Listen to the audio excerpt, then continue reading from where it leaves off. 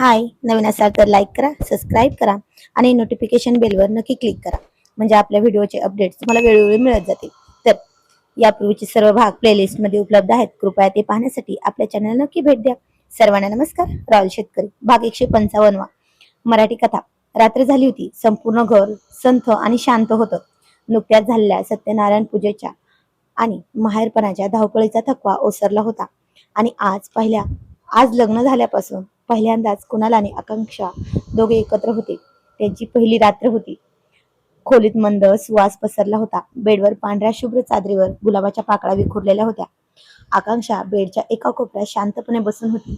तिच्या अंगावर अजूनही तीच साधी सुती साडी होती. डोक्यात केसांची ती तेल लावून घातलेली घट्ट वेणी होती.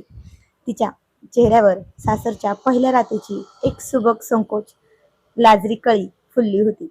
तितक्यात कुणालने खोलीत प्रवेश केला. त्याने हळूच अगदी न वाजवता दरवाजा बंद केला आणि कडी लावली. त्याचा धावणारा श्वास आणि मनातली धाकधूक त्याला अस्वस्थ करत होती.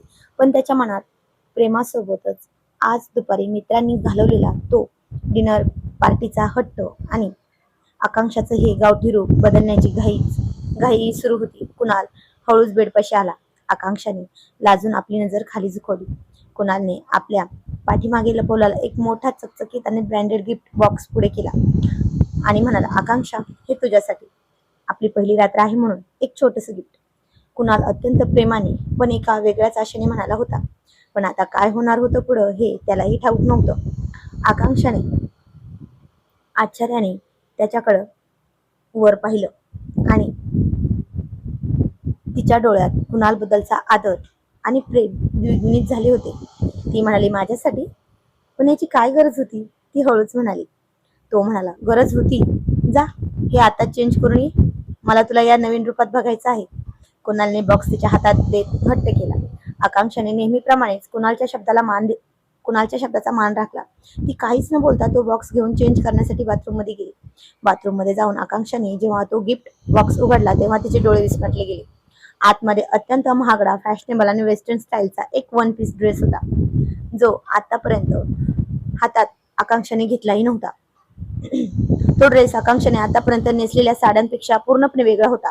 तो शूलेस बाहीचा म्हणजे खांद्याला पट्ट्या असलेला आणि बाह्या नसलेला, गळा अतिशय आधुनिक पद्धतीचा आणि उंचीने तो गुडघ्याच्या खालपर्यंत येत होता. अहिल्यानगरच्या साध्या पारंपरिक वातावरणात वाढलेल्या आणि नेहमी बंद गळ्याचे ब्लाऊज घालणाऱ्या आकांक्षासाठी हा ड्रेस म्हणजे एक मोठा धक्का होता. तिने तो ड्रेस हातात घेतला. तिचा हात थरथरत होता. तिच्या मनात एक विचार आला, अहोंनी माझ्यासाठी एवढ्या आवडीने आणले. मी नाही कशी म्हणू? पण मी अशी कशी समोर जाऊ त्यांच्या? हा विचार तिच्या मनात खूप वेळ घोळवत होता. आणि झालं, जे व्हायला नको होतं तेच होणार होतं आता. बराच वेळ झाला तरी आकांक्षा बाहेर आली नव्हती. तिकडे कुणाल बेडवर बसून तिची वाट पाहत होता. त्याचा जीव टांगणीला लागला होता. आकांक्षा कशी दिसेल? तिला हा ड्रेस आवडला असेल ना? आता ती हळूच आधुनिक जगात पाऊल ठेवेल आणि माझ्या मित्रांसमोर मला लाज वाटणार नाही, या विचारात तो गुंतला होता. पण गावाकडच्या मुलींना असे तोकडे कपडे घालणं, जास्त मेकअप करणं, केस मोकळे सोडणं, अचानक असा बदल करणं हे सगळं कठीण जातं. हेच आकांक्षाच्या बाबतीतही होत होतं.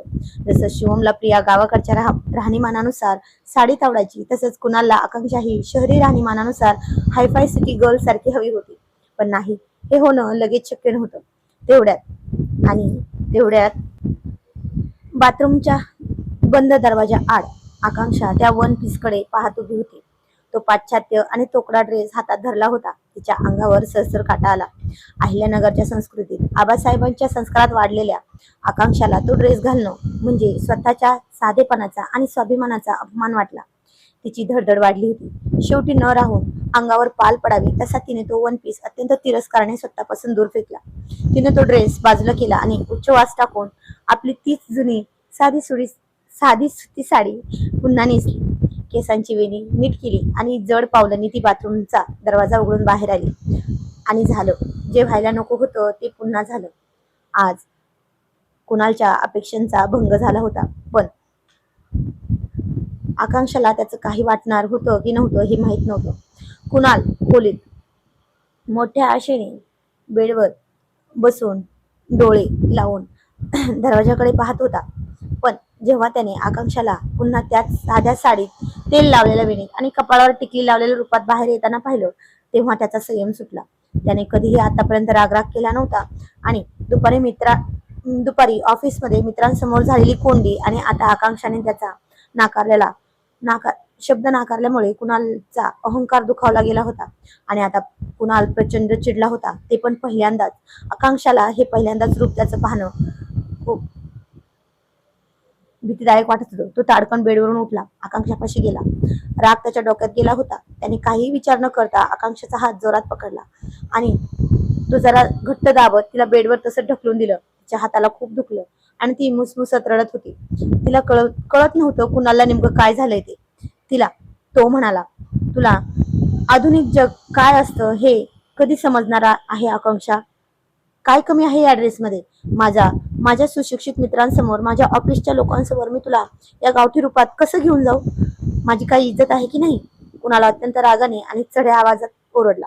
आकांक्षा बेडवर पडली होती. तिने स्वतःला सावरले. कुणालचा हा आक्रमक अवतार तिने पहिल्यांदाच पाहिला होता. तिच्या डोळ्यांतून अश्रूच्या धारा वाहू लागल्या. तिने हुंदका दाबत कुणालकडे पाहिलं, पण तिच्या डोळ्यात आज भीती सोबतच एक स्वाभिमानी नकार होता. तिचा हा नकार पाहून कुणालने रागाच्या भरात आपला लॅपटॉप घेतला. खोलीचा दरवाजा जोरात आपटला आणि तो थेट हॉलमध्ये जाऊन सोफ्यावर बसला.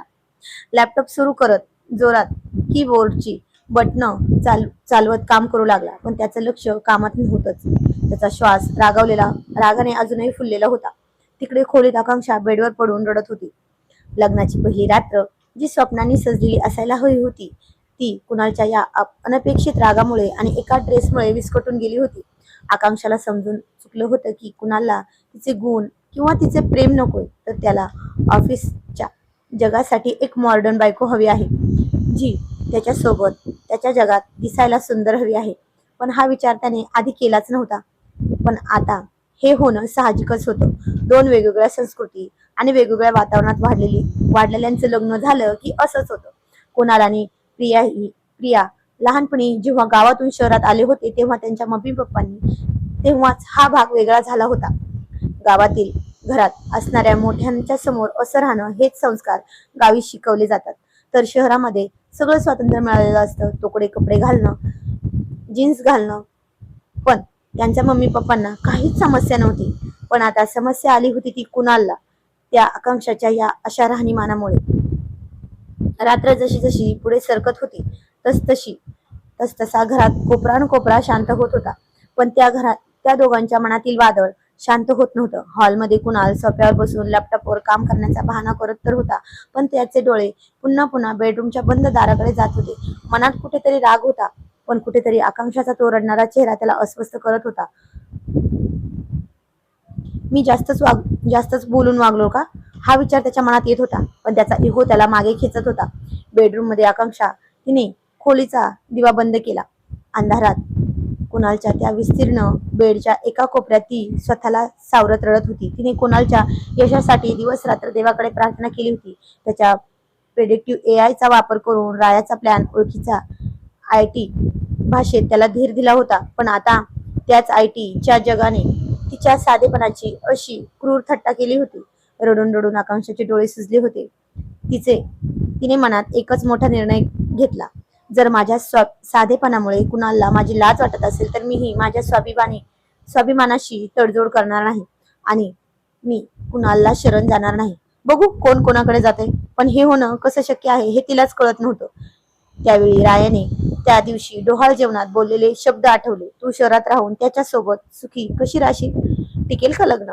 आणि त्याच विचारात तिच्या काळजात धस्स झालं. तशीच ती झोपी गेली. केव्हा तरी रात्रीच्या वादळानंतर सकाळी पुण्याच्या त्या घरात एक जड शांतता पसरली होती. बेडरूम मध्ये रात्रभर रडून आकांक्षाचे डोळे सुजले होते. गोरपान आकांक्षाची गाल लाल झाले होते. तर हॉलमध्ये सोफ्यावर बसून कुणालची ही रात्र जागूनच गेली होती. सकाळी 7:15च्या सुमारास कुणाल उठला. त्याच्या मनात अजूनही तोच अहंकार आणि राग होता. आणि तसंही घरात काही झालं ना तरी समोरच्याचं सगळं काम करायचं हे शिकवले होतं तिला. तिनेही सकाळी हसत मुखाने सगळे आवरायला घेतले. पण त्याने आकांक्षाची साधा डोळाही मिळवला नाही. तो बेडरूम मध्ये गेला. त्याने शांतपणे स्वतःचे कपडे काढले, आवरले आणि तयार झाला.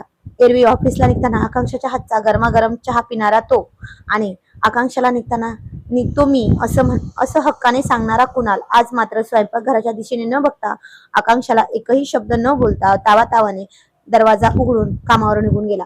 दरवाजा बंद झाल्याचा आवाज आला आणि स्वयंपाकघरात उभ्या असलेल्या आकांक्षाच्या डोळ्यातून पुन्हा त्याच्या पाठमोऱ्या आकृतीकडे बघून पाण्याचे 2 थेंब गालावर घसरले. कुणाल तर निघून गेला, पण घरात राहणाऱ्या त्याच्या मम्मी पप्पांकडून कुणालचं हे बदललेलं वागणं अजिबात लपून राहिलं नाही.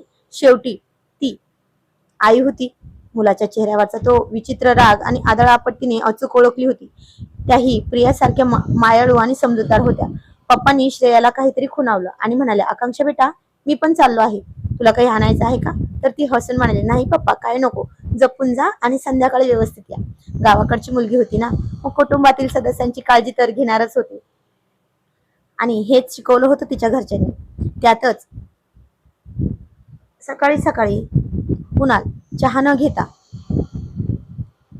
न पिता घरातून निघून गेल्यामुळे मम्मीच्या मनात शंकेची पालचूक चुकली. मम्मी हळूच स्वयंपाकघरात आली. तिने आकांक्षाला गॅसपाशी उभी होती तेव्हा तिचं लक्ष कुठंच नव्हतं. मम्मीने हळूच जवळ जाऊन आकांक्षाच्या खांद्यावर हात ठेवला आणि म्हणाल्या, आकांक्षा, काय झालं बेटा? कुणाल सकाळी चहा न घेताच इतक्या रागात का निघून गेला? आणि तुझे डोळे का सुजले तेवढे? रात्रभर रडत होतीस का? मम्मीने अत्यंत काळजीने विचारलं. मम्मीच्या आवाजातील तो मायेचा ओलावा ऐकताच आकांक्षाचा आता संयम सुटला.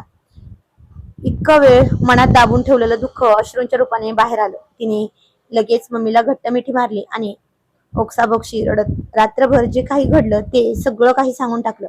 का तर त्यांचं नातं आता सासू सुनेचं राहिलं नव्हतं, तर आता माय लेकीचं झालं होतं. ती म्हणाली, अहो मम्मी, अहो त्यांना माझ्या या साध्या साडीची आणि राहणीमानाची लाज वाटते. काल रात्री त्यांनी मला तोकडा वेस्टर्न ड्रेस घालायला दिला होता, पण मला ते माझ्या संस्कारात बसत नव्हतं म्हणून मी तो घातला नाही.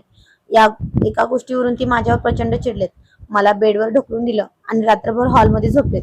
मम्मी, जर माझ्या या साधेपणामुळे त्यांची इज्जत जात असेल तर मी काय करू? आकांक्षाने हुंदके देत आपले मन मोकळे केले. आकांक्षाचं बोलणं ऐकून मम्मीच्या चेहऱ्यावर आधी एक तीव्र संताप आला, पण नंतर तिने स्वतःला सावरलं आणि आकांक्षाचे डोळे पुसले.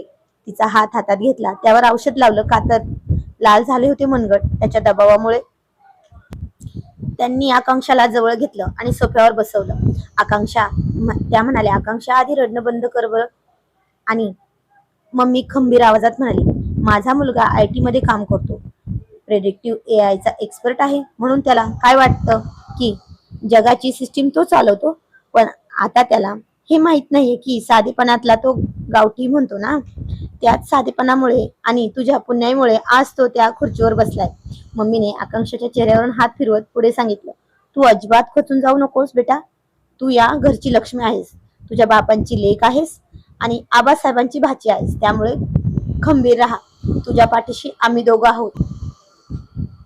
स्वतःचा अभिमान आणि आपले संस्कार कोणत्याही परिस्थितीमध्ये बदलायचे नसतात, अगदी नवऱ्यासाठी सुद्धा. कुणाल चुकत असेल तर त्याला ताळ्यावर आणायचं मला चांगलंच ठाऊक आहे. तू तुझी साडी नेस, तुझा तोरारा, पुढे काय करायचं ते मी आणि पप्पा बघतो. मम्मीने दिलेल्या या खंबीर पाठिंब्यामुळे आकांक्षाच्या मनातले दडपण पार निघून गेले होतं. तिच्या डोळ्यात आता रडणे नव्हते, तर सासूच्या या मायेमुळे एक नवीन आत्मविश्वास जागा झाला होता. आता कुणाल त्याची बेडरूम असून पण तिथं जातही नव्हता आणि तसंही कामावरून रात्री खूप उशिरा यायला लागला होता. जवळपास 11 वाजल्याच्या नंतर सगळे झोपले की मग यायचा तो. रात्रीच्या वादानंतर 2 दिवस असेच अबोल्यात निघून गेले. कुणाल आणि आकांक्षा यांच्यात साधं बोलणंही नव्हतं. कुणाल अजूनही आपल्याच इगोमध्ये वावरत होता.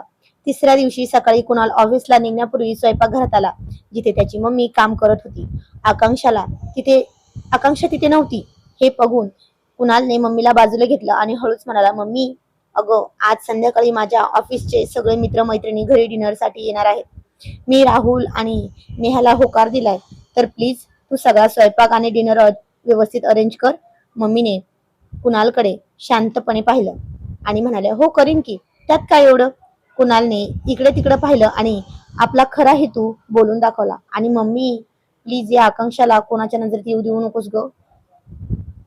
तर तर काय होईल पुढे हे जाणून घेणं खूप इंटरेस्टिंग ठरणार आहे. डिनर मध्ये आकांक्षा येईल की कुणालचं नाक कापल्या जाईल आकांक्षाचा असा अवतार पाहून?